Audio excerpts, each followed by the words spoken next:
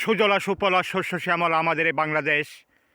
প্রকৃতির এই দেশে যেদিকে তাকাই শুধু অবারিত ফসলের মাঠ।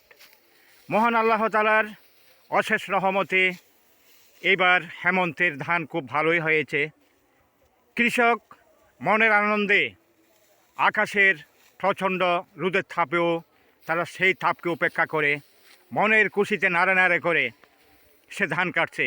যেহেতু মহান আল্লাহ তাআলার অফার কৃপায় ধান খুব ভালোই জন্মেছে, তো কিষানির মুখেও হাসি থাকবে।